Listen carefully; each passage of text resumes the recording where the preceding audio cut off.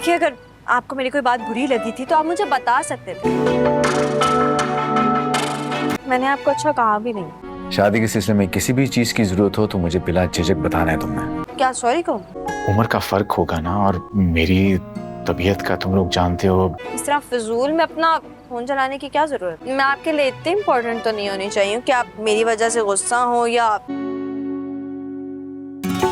Drama serial रहमत के आने वाले एपिसोड में आप लोग देखेंगे परिशे अपनी हैसियत से कुछ ज्यादा ही उछल रही थी। जब उसे बारी की असलियत के बारे में पता चला तो उसके तो होश ही उड़ गए। उसे दूर दूर तक इस बात का वहमो गुमान में भी नहीं था कि जिससे वो इतनी ज्यादा बदतमीजी कर रही है वो उसके बॉस का बेटा है, बल्कि वो तो उसका बॉस ही है। बस बारी की अपनी बाप से ज्यादा बनती नहीं है इसी वजह से, लेकिन बारी का अपने बाप के ऑफिस में पूरा पूरा हक है और वो अपने बाप के ऑफिस का एक लौता वारिस है। परी ने अपनी जबान को कुछ ज्यादा ही आजादी दे दी थी। जब वारी ने उसे आखिरी वार्निंग दी तब उसे समझ में आया कि अब तक वो जिसके सामने इतनी ज्यादा उछल रही थी उसके कहने के एक इशारे पर उसकी जॉब चली जा सकती है। अब यहाँ पर परी को अपना अगला कदम फुट फुट कर उठाना पड़ेगा, क्योंकि अब अगर उसने बारी से ज्यादा कोई बदतमीजी करने की कोशिश की तो अब बारी उसका जरा से भी लिहाज नहीं करेगा। यही बात वो अपनी बहन अलीजे को बता रही होगी, क्योंकि ऑफिस से घर आने के बाद परी का चेहरा काफी उतरा हुआ होगा, जिस पर अलीजे उससे सवाल करेगी आज तुम्हारा चेहरा उतरा हुआ क्यों है और तुम्हारे चेहरे पर 12 क्यों बजे हुए हैं? क्या ऑफिस में कोई बात हुई है? क्या उसी लड़के से दोबारा तुम्हारी कोई लड़ाई तो नहीं हुई? जिस पर परी अपनी बहन को कहेगी जिस लड़के का तुम कह रही हो ना